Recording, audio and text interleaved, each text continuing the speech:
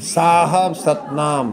प्रेमी सज्जनों, संसार का एकमात्र स्वामी सत्य पुरुष परमात्मा ही है।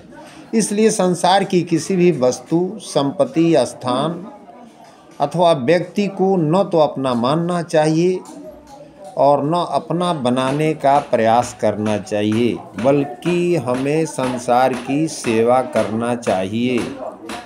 परमात्मा को प्राप्त करने के लिए हमें आत्मज्ञान होना चाहिए, यानी अपनी आत्मा के बारे में जानकारी होनी चाहिए।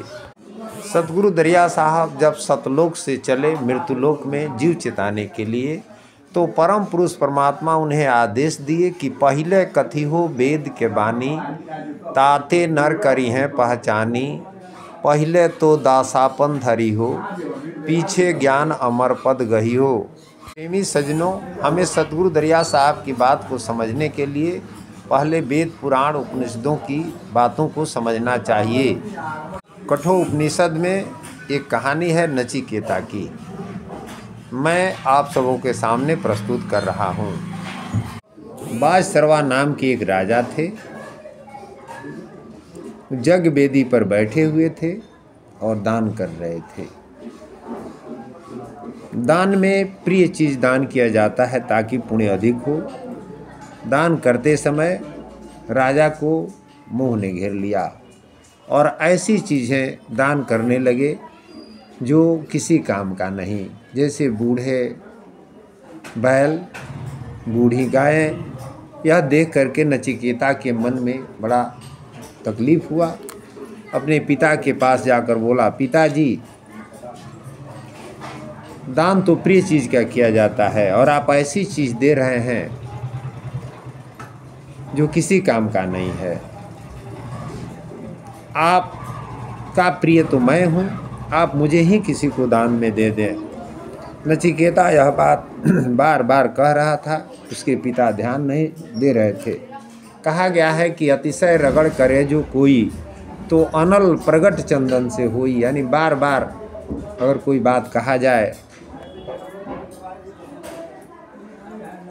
तो जो है सो वह बात क्रोध पैदा कर देता है। नचिकेता के बार बार कहने पर राजा के मन में क्रोध आया और उसके मुंह से निकल गया कि जाओ, मैं तुझे जमराज को देता हूँ। संजनों, यह बात सुन करके नचिकेता बड़ा प्रसन्न हुआ और पिता को प्रणाम करके कहा कि पिताजी, अब आशीर्वाद दीजिए, मैं मृत्यु के देवता जमराज के पास जाऊं। यह बात सुन करके अब राजा को यह समझ में आया कि क्रोध में आकर मैंने कैसा अनुचित बात अपने मुंह से कह दिया। लेकिन अब क्या कर सकते थे, यज्ञ वेदी पर बैठे हुए थे। जैसे बंदूक से निकली हुई गोली और मुंह से निकली हुई गोली वापस नहीं होती, तो वह कुछ नहीं कर सकते थे। नचिकेता पिता को प्रणाम करके जमपुरी में गया। जब जमपुरी में पहुंचा तो वहाँ जमराज नहीं थे। 3 दिन तक भूखा प्यासा नचिकेता जमपुरी में रहा। 3 दिन के बाद जमराज आए तो देखे एक 10 वर्षीय बालक निर्भीक होकर हमारे द्वार पर खड़ा है। आने का कारण पूछे तो सारा वृत्तांत बताया। यह सुन करके जमराज बड़ा प्रसन्न हुए और कहे कि वत्स, तूने 3 दिन हमारे यहाँ भूखे प्यासा बिताया है, 3 वर मुझसे मांगो। जमराज के मुख से यह वचन सुनकर नचिकेता कहा कि प्रभु, मुझे पहला वर यह दीजिए कि जब मैं आपके पास से लौटकर अपने पिता के पास जाऊं तो मेरे पिताजी का क्रोध शांत हो गया हो और मुझे पहले जैसा प्यार करें। जमराज बोले, वत्स, ऐसा ही होगा, अब दूसरा वर मांगो। दूसरा वर मांगने के पहले नचिकेता बहुत सोचा। संसार का सुख उसे नहीं चाहिए, लेकिन सोचा कि पिताजी स्वर्ग के लिए यज्ञ किए थे तो स्वर्ग का रहस्य पूछा। जमराज स्वर्ग का रहस्य बताए। उसके बाद कहे कि वत्स, अब तीसरा वर मांगो। प्रेमी सज्जनों, नचिकेता दिव्य बालक था। संसार के संबंध में उसे ज्ञान नहीं था। तीसरा वर मांगने से पहले बड़ा सोचा। भौतिक चीज़ उसे नहीं चाहिए। यानी हम लोग जो है सो भौतिक चीज़ पर ध्यान दे रहे हैं, और वह बालक नचिकेता सोच रहा है कि यह संसार में जो मिलता है बिछुड़ जाता है, यह हमें नहीं चाहिए। तो वह यमराज से कहा कि प्रभु मुझे आत्मा के बारे में बताइए, आत्मज्ञान के संबंध में समझाइए। प्रेमी सज्जनों, ऐसी बात सुन करके यमराज ने मन ही मन नचिकेता की प्रशंसा की। सोचा कि ऋषि कुमार बालक होने पर भी बड़ा प्रतिभाशाली है, कैसे गोपनीय विषय को जानना चाहता है, परंतु आत्म तत्वम उपयुक्त अधिकारी को ही बतलाना चाहिए। यानी आत्मा के बारे में जो अधिकारी हो उसी को बताना है। अनाधिकारी के प्रति आत्म तत्वम का उपदेश करना हानिकर होता है। अतः पहले पात्र परीक्षा की आवश्यकता है। यो विचार कर यमराज ने इस तत्व की कठिनता का वर्णन कर नचिकेता को टालना चाहा और कहा, नचिकेता, यह आत्म तत्व अत्यंत सूक्ष्म विषय है, इसका समझना सहज नहीं है। पहले देवताओं को भी इस विषय में संदेह हुआ था, उनमें भी बहुत विचार विनिमय हुआ था, परंतु वे भी इसको जान नहीं पाए। अतः तुम दूसरा वर मांग लो। मैं तुम्हें 3 वर देने का वचन दे चुका हूँ, अतः तुम्हारा ऋणी हूँ।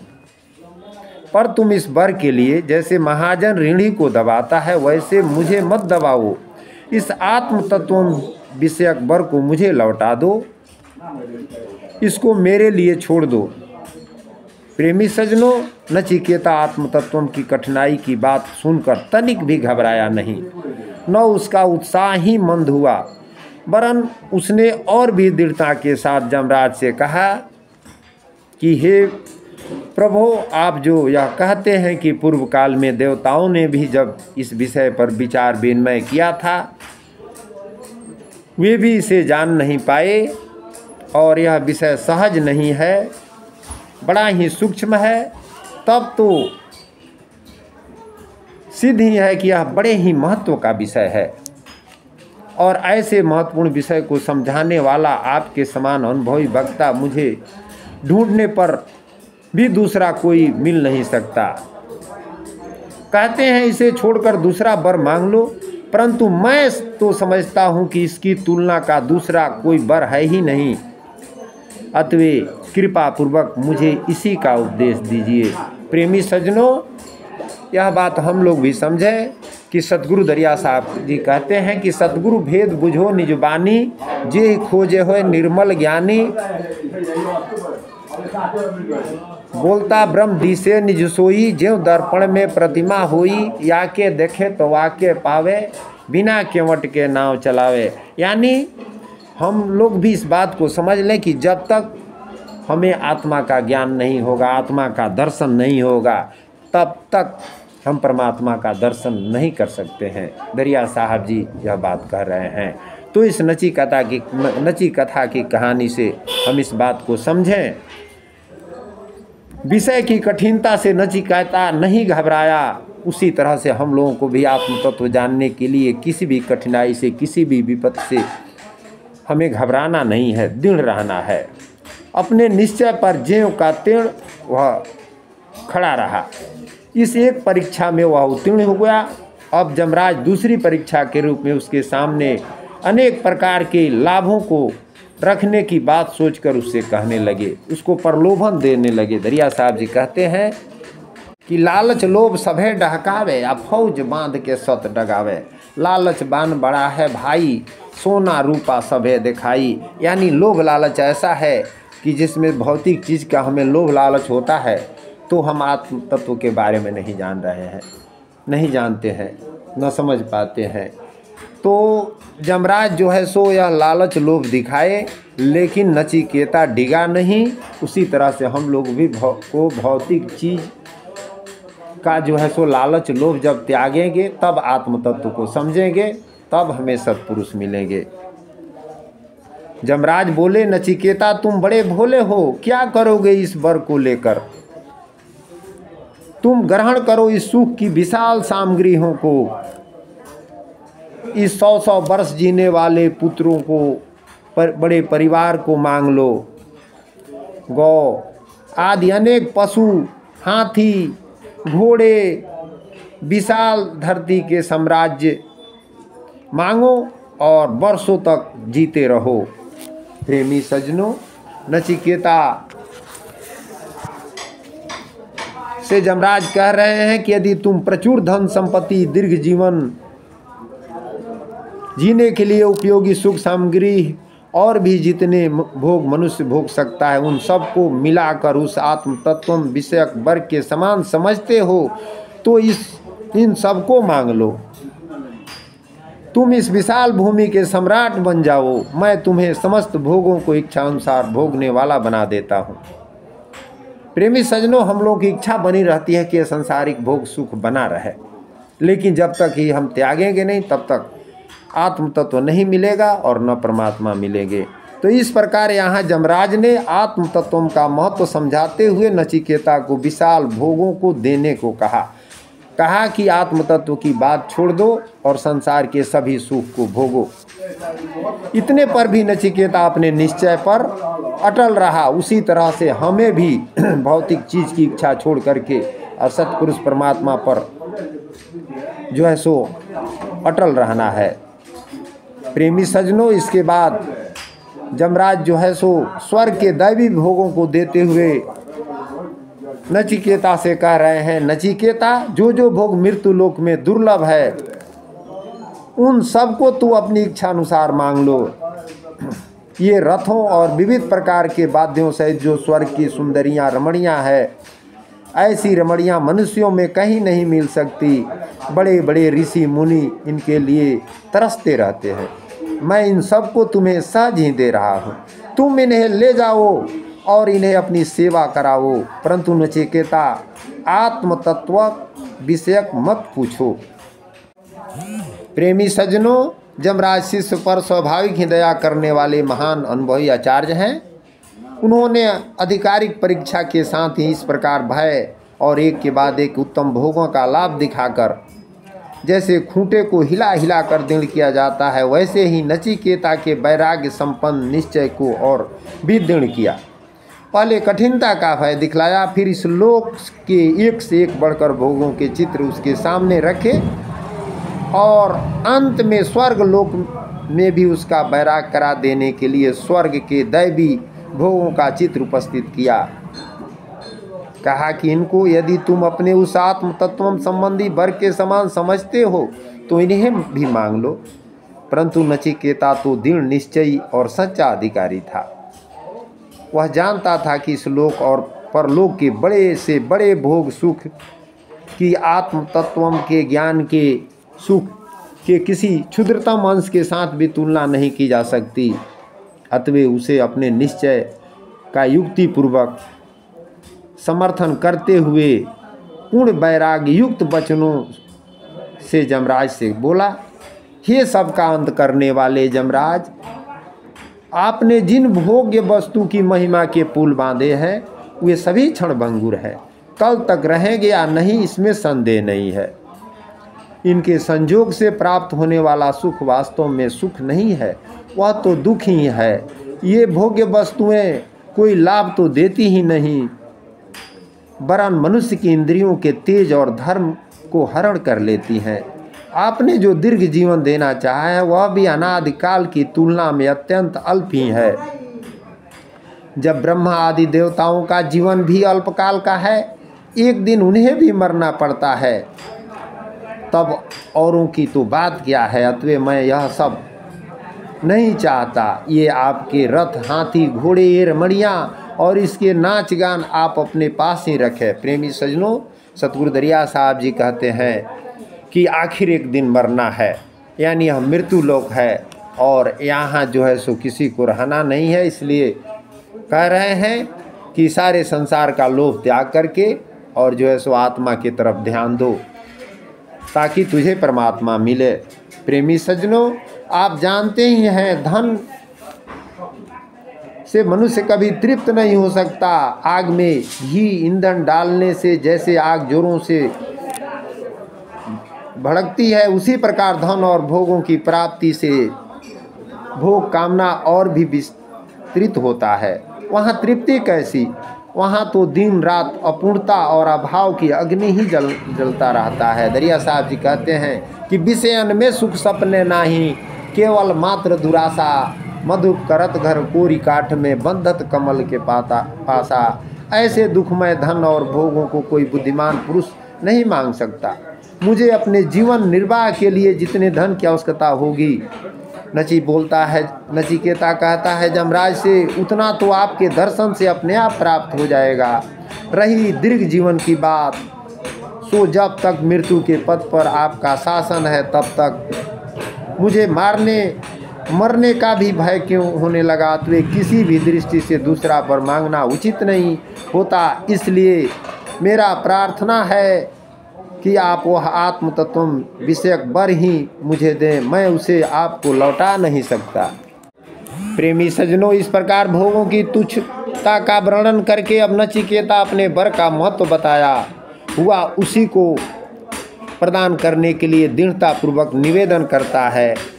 नचिकेता कहता है, हे यमराज, आप ही बताइए, भला आप सरीखे अजर अमर महात्मा देवताओं का दुर्लभ एवं अमोघ संग प्राप्त करके मृत्यु लोक का जरा मरणशील ऐसा कौन बुद्धिमान मनुष्य होगा जो स्त्रियों के सौंदर्य, क्रीड़ा और आमोद प्रमोद में आसक्त होकर उनकी ओर दृष्टिपात करेगा और इस लोक में दीर्घ काल तक जीवित रहने में आनंद मानेगा। दरिया साहब जी कहते हैं, चक्र भर मृत्यु लोका कामिन कनक महाबड़सों का। प्रेमी सज्जनों, यह कामिन और कनक धन संपत्ति यही सबसे बड़ा शोक है। इसलिए इससे जो है सो अनासक्त रहना है। इस संसार में रहते हुए हमें अनासक्त रहना है।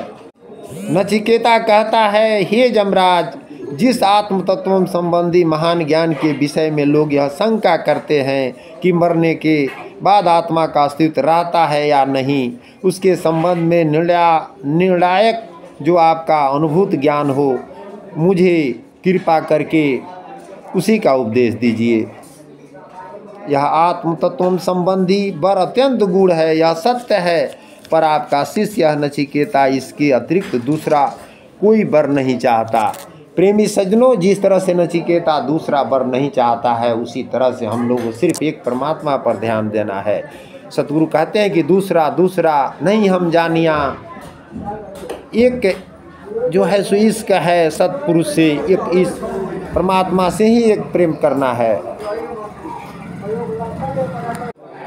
इस प्रकार दूसरी बल्ली में विषयासक्त प्रत्यक्षवादी मूर्खों की निंदा करो। अब उस आत्म तत्व की ओर उसको जानने, समझने तथा वर्णन करने वाले पुरुषों की दुर्लभता का वर्णन करते हैं। आत्म तत्व की दुर्लभता बतलाने के लिए जमराज ने कहा, नचिकेता, आत्म तत्व कोई साधारण सी बात नहीं है।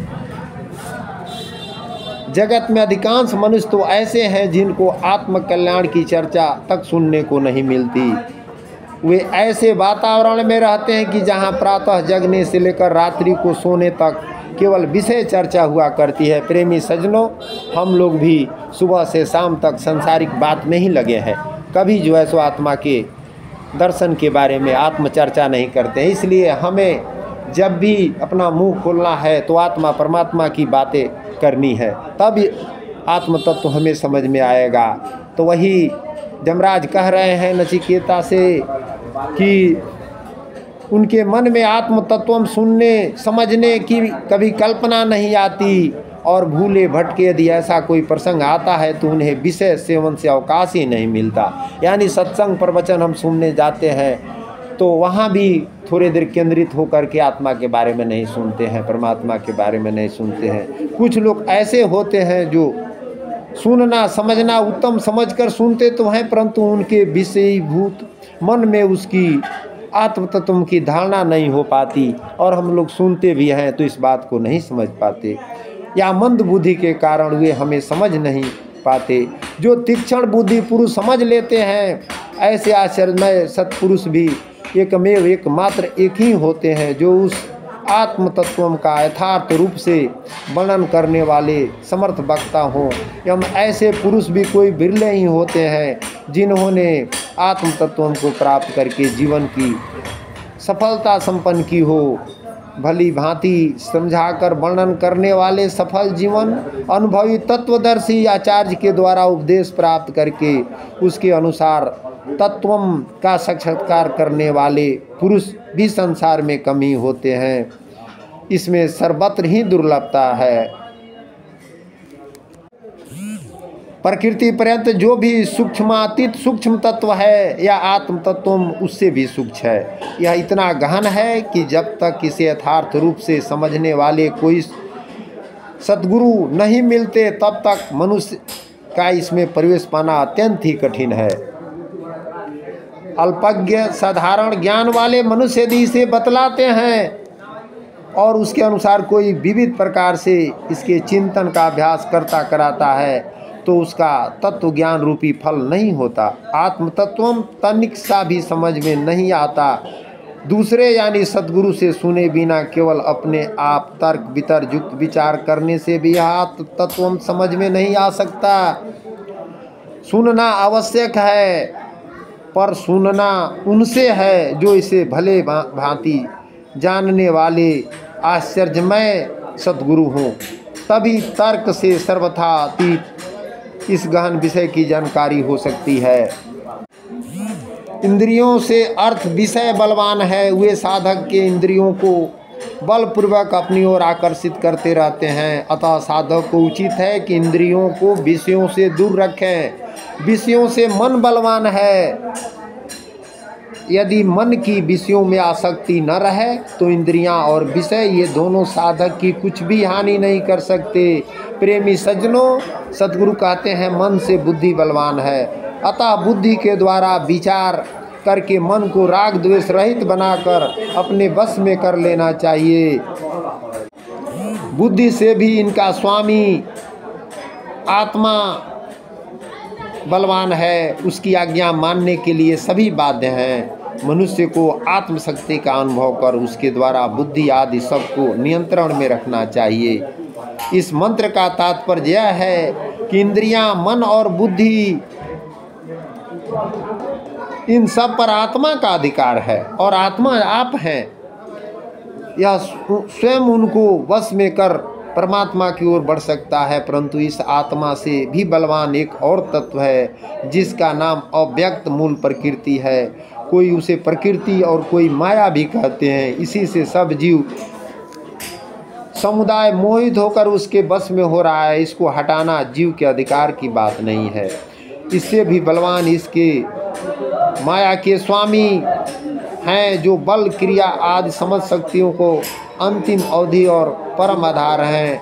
प्रेमी सज्जनों, हमें सत्पुरुष परमात्मा के शरण में जाना है। जब हम परमात्मा को समर्पित हो जाएंगे, जब वे दया कर इस माया रूपी पर्दे को स्वयं हटा देंगे, तब उसे परमात्मा यानी परमात्म तत्व रूप आत्म तत्व की प्राप्ति हो जाएगी। साहब जी कहते हैं कि हंसा चलहु अमर पूर्णिका सतगुरु के कर बिका, यानी सतगुरु को जब हम समर्पित हो जाएंगे तब हमें आत्म तत्व का ज्ञान होगा और उसके बाद परमात्मा मिलेंगे। जिस प्रकार मिट्टी से लिप्त होकर मलिन हुआ जो प्रकाश युक्त रत्न है, वही भली भांति धूल जाने पर चमकने लगता है, उसी प्रकार शरीरधारी आत्म तत्वों को भली भांति प्रत्यक्ष कर अकेला कैवल्य अवस्था को प्राप्त होकर सब प्रकार के दुखों से रहित यानी मुक्त हो जाता है। प्रेमी सज्जनों, उसके बाद जब आत्म तत्व से युक्त ज्ञानी यहाँ दीपक के सदृश प्रकाशमय आत्म तत्व के द्वारा ब्रह्म तत्व को भली भांति प्रत्यक्ष देख लेता है, उस समय वह जन्मा निश्चल समस्त तत्वों से विशुद्ध आत्म तत्वम शब्द रूप परम देव परमात्मा को जानकर सब बंधनों से सदा के लिए छूट जाता है। प्रेमी सज्जनों, आत्म तत्वम से ब्रह्म तत्व को जानने की बात कहकर सद्गुरु यह भाव बताए हैं कि परमात्मा का साक्षात्कार मन, बुद्धि, इंद्रियों और योग साधना मुद्राओं आदि द्वारा भी नहीं हो सकता। इन सब की वहाँ पहुँच नहीं है। वे एकमात्र आत्म तत्व के द्वारा ही प्रत्यक्ष हो सकते हैं। प्रेमी सज्जनों, आत्मज्ञान के बिना जीवन तो निरा ही एक पशुवत से भी बदतर जीवन है, क्योंकि दिन भर जुटाना, सुबह शाम खाना, सुबह शाम पखाना, पुनः दिन भर जुटाना, सुबह शाम खाना, सुबह शाम पखाना, यही जुटाना खाना पखाना, जुटाना खाना पखाना, इसी में सारा जीवन व्यर्थ जा रहा है। सद्गुरु कहते हैं कि अगर आप इतना ही करते हैं तो आप पशु से भी बदतर हैं, क्योंकि पशुओं को जुटाने की चिंता कदापि नहीं होती। यह चिंता तो मनुष्य अपने सिर पर ले चुका है। इस प्रकार तो पशु ही मनुष्य से भी श्रेष्ठतर हो गए हैं। परंतु यह किसके लिए है? उन मूर्खों के लिए जो मूढ़ या ज्ञानी, यानी जो आत्म तत्व ज्ञान को प्राप्त करना नहीं चाहते हैं, जो दिन रात जुटाने खाने सोने में लगे हुए हैं, पुनः जुटाने खाने सोने मात्र में अपना जीवन ही व्यर्थ गंवा रहे हैं। अपने और अपने परिवार को भी इस ज्ञान से वंचित कर रहे हैं। आसक्ति और ममता के बंधन में बांध बांध करके अज्ञान रूप अंधेरे कुएं में पड़ रहे हैं।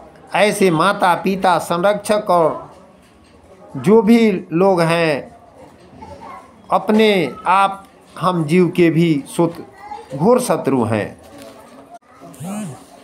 हम सभी अनजान अंधकारमय नरकीय जीवन जीने के लिए मजबूर हैं और अंत में 84 में चले जाते हैं।